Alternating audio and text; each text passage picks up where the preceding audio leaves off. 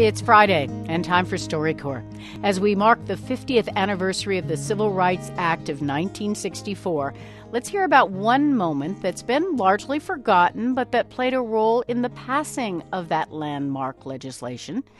In the June of that year, J.T. Johnson and Al Lingo were among several black and white protesters who jumped into the whites-only pool at the Monson Motor Lodge in St. Augustine, Florida.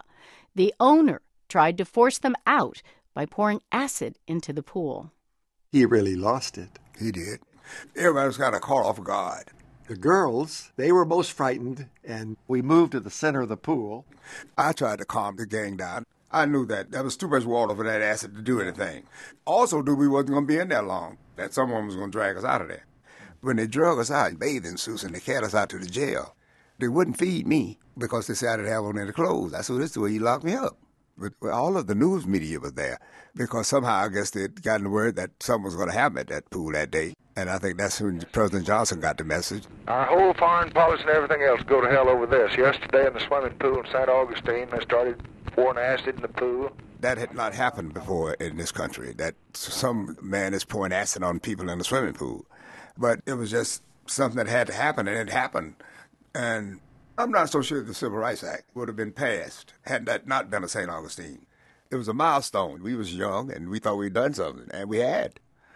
But about 40 years later, I went back to St. Augustine, and it's a Hilton Hotel where the Motor Lodge used to be.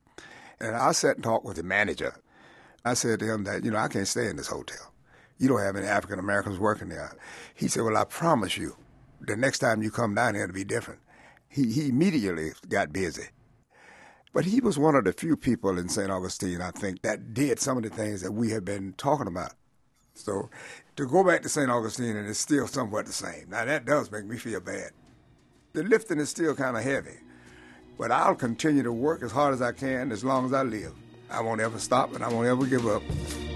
Ain't gonna let nobody turn me around.